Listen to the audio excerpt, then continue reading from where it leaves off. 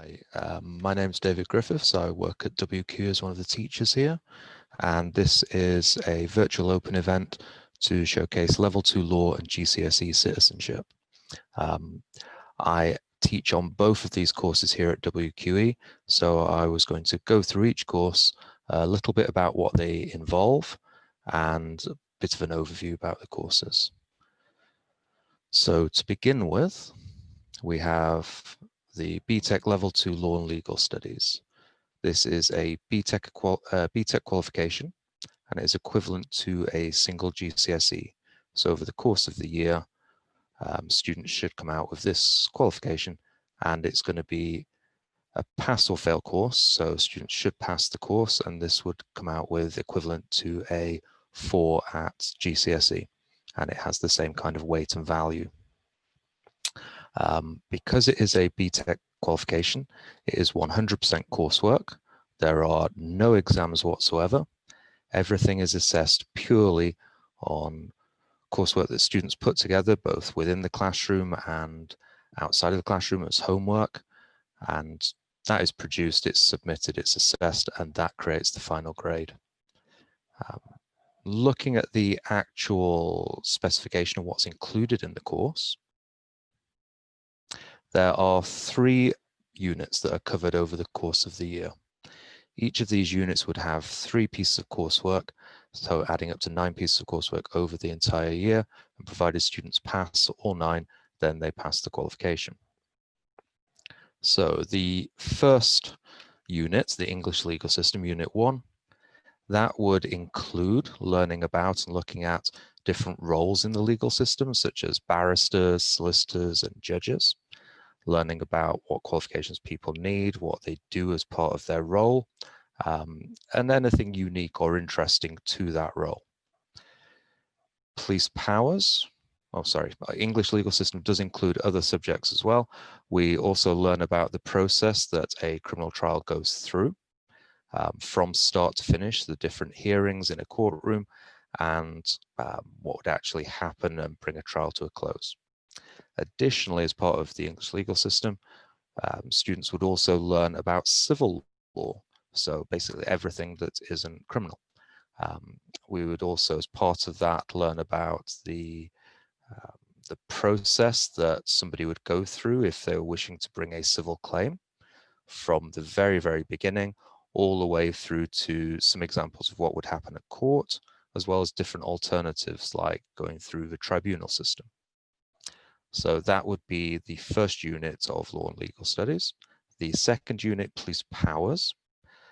This includes things like looking at different police forces up and down the country, learning about the different ranks and the different units and what they actually do. There is different responsibilities. It would also include learning about actual police powers, things like stop and search, and what happens in a police interview. So it's very useful and practical to know as well. And finally, the third unit, criminal law. Here, students do tend to enjoy this unit because we tend to look at actual criminal offences like murder and grievous bodily harm, robbery and theft. So that does draw in a lot of people. They do enjoy learning about the cases and seeing how law works in reality. We also look at sentencing as well. So the different options that are available to a court when somebody either pleads guilty or has been convicted of a crime, the different sentences that can be given out, and also why different sentences are given out, what purpose it seeks to achieve. So those are the 3 units with a little bit of an overview about what's included. One thing that a lot of people are interested in links to why should we do this course, what benefit comes out of the course, and what direction we'd be heading in.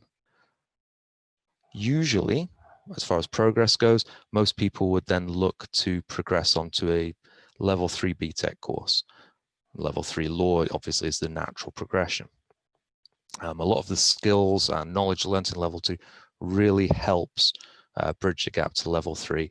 Obviously it's the same subject, but it's quite different and more developed, but it's a very good foothold to start with. The level 3 BTEC is equivalent to an A level. So for those students wishing to go to university, it still brings about equivalent UCAS points, which universities are looking for. So that's the normal progression. The transferable skills that you develop during the course will apply to the vast majority of level 3 subjects. So you're not pigeonholed. It is just that that is the natural destination and progression. Okay, so that's an overview of law and legal studies. We also have GCSE citizenship. This is a regular GCSE qualification, and as such, there are grades from 1 to 9 that students can come out with at the end of it, equivalent to any other GCSEs. In normal times, it's assessed by 2 exams that are at the end of the year. No coursework equivalent, but there is something on one of the subject areas that allows for teamwork and interaction. So if we just have a look at those. Now we have 5 themes. These make up all the subject matter that students would study over the course of the year. So theme A, living together in the UK. As part of this, we look at things like personal identity and multiple identity. We look at the UK population and how that's changing in regards to things like an aging population, perhaps. We also look at communities and how communities work together and interact, and community cohesion. That covers quite a lot of theme A. So theme B, the second thing that we look at, this revolves around democracy at work in the UK. So it's a very political unit. We do look at things like the House of Parliament, how they're made up of the House of Commons and the House of Lords and the monarch. We look at MPs, how people are elected, the system that we vote people in using. And once somebody is an MP, what role they have and the different roles they can actually take up, like becoming the Speaker or taking part in the cabinet. We also do compare the idea of democracy in the UK to different democracies around the world, and also consider different political systems as well in other countries. Theme C, how the law works. For that unit, we do look at things like police powers again, so there are links to the law course. We look at criminal law and civil law, so 2 different areas of law, what they are and how they're different and how they're similar.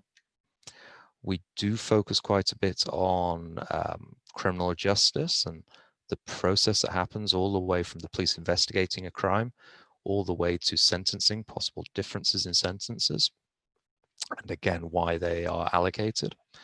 We look at youth justice, very specifically how that is different to how adults are dealt with by the justice system. We also look at things like preventing crime. So different methods that are used across the UK to try and prevent crime in the first place. Theme D, our 4th very sort of academic theme, looks at power and influence.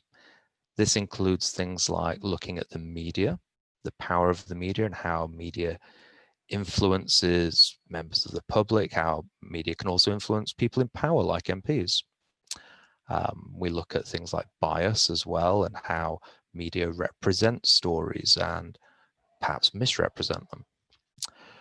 Further on from that, we look at citizenship from a more international perspective.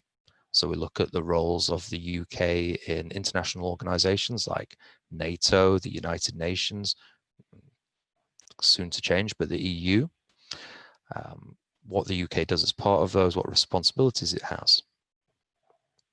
We also look at, just lastly in that part, sort of citizen-led organizations and some aspects of pressure groups and how they seek to influence those in power. Theme E, taking citizenship action. This is something that is in less courses, this kind of aspect. This requires students to actually utilize some of what they've learned through the other 4 themes around citizenship and to try and address an issue in their local environment, their local area, or maybe even the college environment. whether this is raising awareness about how voting works, for example, or raising awareness about something like police powers, because lots of young people have little knowledge about their rights, or whether this is actually doing something to make a change and actually having an influence on maybe those in power. For example, petitioning an MP to get them to take some kind of action to improve something in the local area or maybe nationally. With this last theme, it isn't taught in the same way that the other themes are. A lot of onus and emphasis is on the students to actually identify these things, plan them, work successfully as part of a team, and make something happen. And then once they're in the exam, they talk about that, explaining what they've done, how it went, and any problems that they faced. So it is assessed in the exam, but it's a different approach in looking at citizenship. So it's usually fairly popular because it's slightly less academic in how it's being approached. Okay. As for progress and destinations, usually the new version of GCSE citizenship was set up with the intention that students studying it were those who were looking to go on and study A-level law and A-level politics, and that this would be a very good starting point for them to do that. Possibly A-level sociology as well would fit in there very nicely. Essentially, there are lots of subjects where people are used to longer pieces of writing, more essay-based subjects. So that's the normal route, but again, you're not going to be sort of blocked or prohibited from studying other subjects. It just has the equal weight of any other GCSE and will allow actually quite a broad access to further qualifications. Now, more generally, both of these courses would be 4 hours a week contact time, so 4 hours in class, and then students would also be expected to be doing extra work outside of that, homework and self-development and self-improvement. Also, with regards to both of these courses, as teaching methods go, there is a wide variety of methods and things used to help with teaching. Technology is used quite a lot. There are quizzes, there's note making, there are questions to approach. Basically, the teaching tries to involve everybody and try to support everyone at different levels as needed, really. Both courses will also assist with a variety of transferable skills. So things like written and verbal communication will both increase regardless of which of these courses are on or being taken. They both use a lot of written and verbal communication. So there's a lot of skill development focus there. Both courses also will use quite a lot of technology. So again, that's sort of key skill that is developed and supported through these courses. And on that note, I'll just check if there are any questions. And I believe that will be it. So thank you very much for listening to this presentation. If you do have any further queries, do not hesitate to contact the college, and then we'll deal with your queries on an individual basis and hopefully be able to support you that way. So thank you very much for listening and hope to see you soon.